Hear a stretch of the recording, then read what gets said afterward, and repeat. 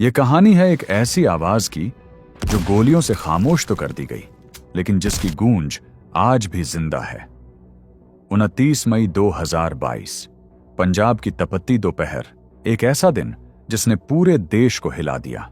उस दिन सिर्फ एक इंसान की हत्या नहीं हुई थी, बल्कि एक आइकन, एक सोच, एक आवाज को निशाना बनाया गया था। नाम था सिद्धू मूसेवाला। लेकिन सवाल यह है, आखिर उस दिन हुआ क्या था?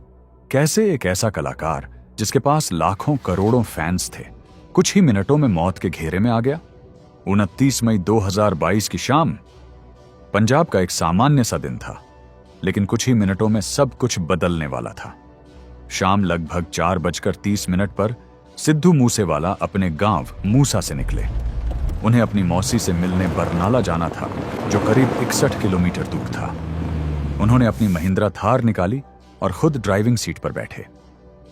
उनके साथ उनके कजिन गुरप्रीत सिंह और पड़ोसी गुरविंदर सिंह भी थे। सब कुछ सामान्य था, या कम से कम ऐसा ही लग रहा था।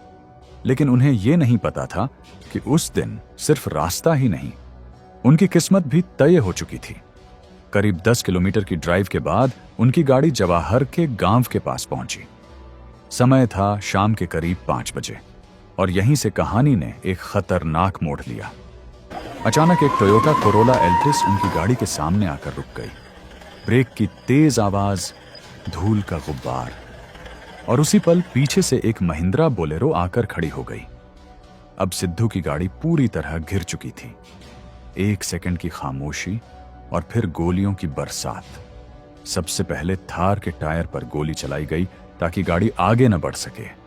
इसके बाद दोनों गाड़ियों से करीब 6 हमलावर बाहर निकले और ऑटोमेटिक हथियारों से ताबड़तोड़ फायरिंग शुरू कर दी। करीब 30 गोलियां चलाई गईं, जिनमें से 19 गोलियां सीधे सिद्धू मूसेवाला को लगीं। गाड़ी के अंदर चीखें, कांच टूटने की आवाज और चारों तरफ सिर्फ गोलियों की गूंज थी।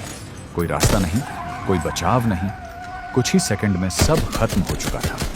जब गोलियां थमी तो वहां सिर्फ सन्नाटा था, धुआं था और गोलियों से छलनी एक कार। आसपास के लोग डर के बावजूद मदद के लिए आगे आए। एक स्थानीय व्यक्ति ने पत्थर से शीशा तोड़ा और सिद्धू को बाहर निकाला। उस समय उनकी सांसें चल रही थीं। उन्हें तुरंत अस्पताल ले जाया गया, लेकिन डॉक्टरों ने उन्हें मृत घोषित कर दिया।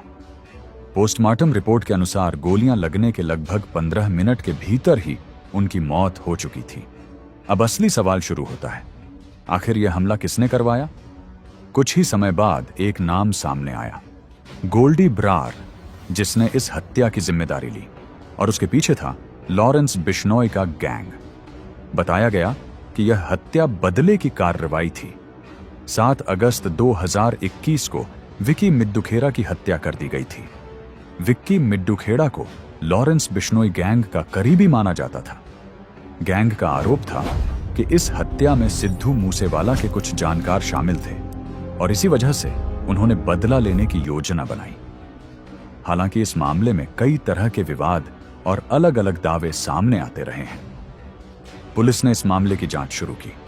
कई राज्यों में छापेमारी हुई, कई आरोपियों को गिरफ्तार किया गया और कुछ हमलावरों का एनकाउंटर भी हुआ।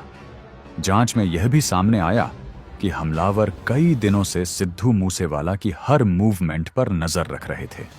उनकी दिनचर्या, उनके रास्ते, सब कुछ पहले से प्लान था।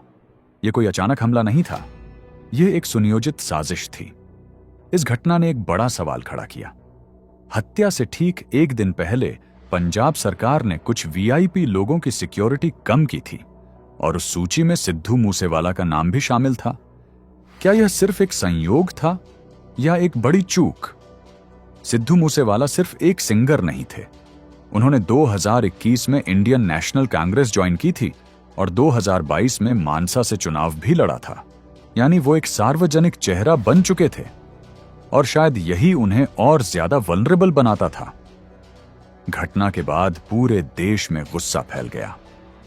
फैंस सड़कों पर उतर आए। सोशल मीडिया पर न्याय की मांग तेज हो गई। हर कोई यही पूछ रहा था, क्या एक कलाकार सुरक्षित नहीं है? क्या फेम और पॉपुलैरिटी अब खतरा बन चुकी है? आज भी सिद्धू मूसेवाला के गाने दुनिया भर में सुने जाते हैं। उनकी आवाज, उनकी सोच, उनकी रियलिटी आज भी जिंदा है।